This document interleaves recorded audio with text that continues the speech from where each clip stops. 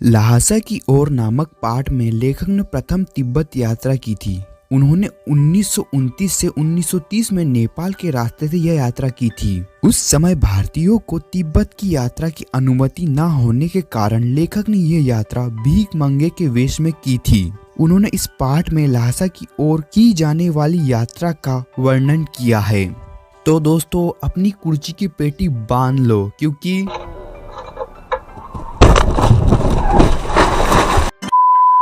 और हम चलते हैं अपनी तिब्बत की यात्रा पर।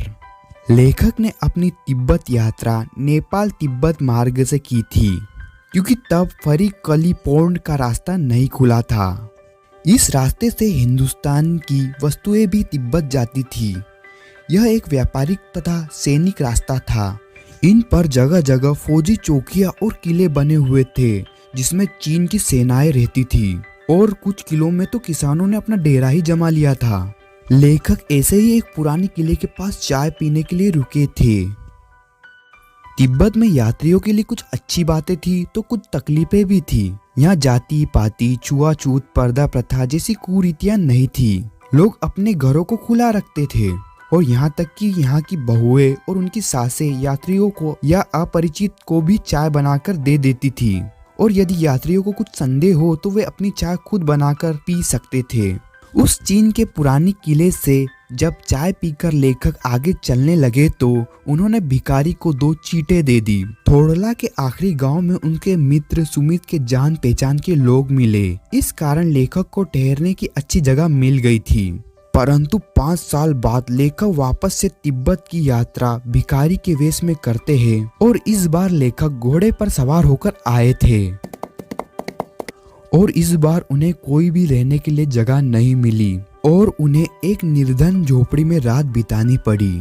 अब लेखक को सबसे विकट डांडा टोटला पार करना था। 16-17 हजार फीट ऊंचा यह पहाड़ सबसे खतरनाक जगह में से एक है। इसके आसपास कोई गांव ही नहीं था। नदियों के मोड़ और पहाड़ों के कारण यहाँ पर दूर दूर तक कोई भी आदमी नहीं दिखता था। और तो और यहाँ पर किसी की हत्या भी हो जाए तो पुलिस और खुफिया विभाग को कोई चिंता नहीं थी, क्योंकि यहाँ पर कोई हत्या का गवाह भी नहीं मिलता था। यह डाकुओं के लिए बहुत ही सुरक्षित जगह थी।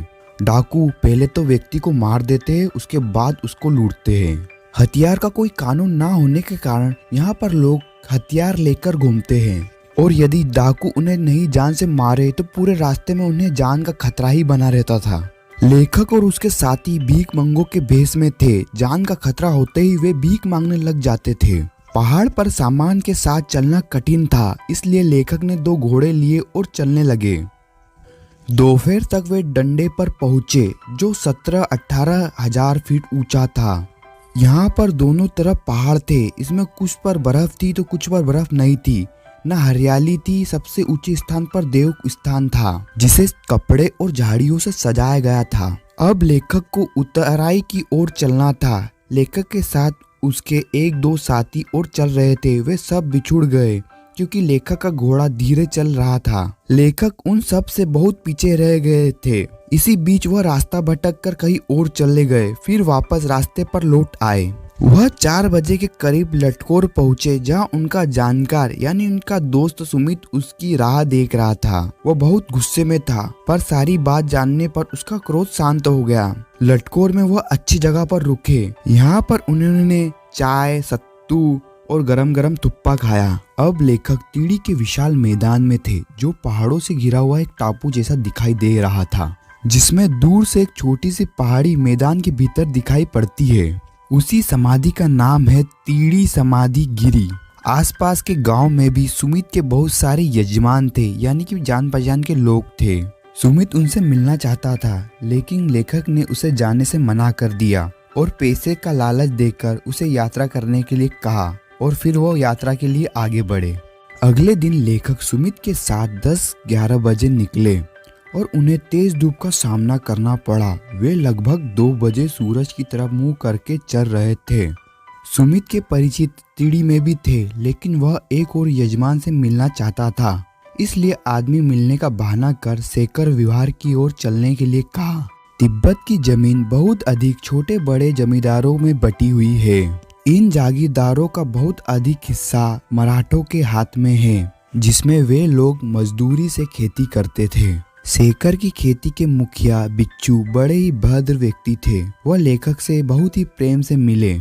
वहाँ एक मंदिर में गए जहाँ बुद्ध वचन अनुवाद की हस्तलिखित 103 पोथियां रखी हुई थी। लेखक का आसन भी वहीं लग गया। वे मोटे कागजों पर लिखी हुई थी। प्रत्येक पोथी का वजन 15 सेर के लगभग था। लेखक पुस्तकों को पढ़ने लग गए और सुमित अपने यजमानों से मिलने चला गया। दूसरे दिन सुमित दोपहर तक लौट आए। फिर उन्होंने अपना अपना सामान उठाया और बिच्छू नज़्मे से विदाई लेकर चले गए।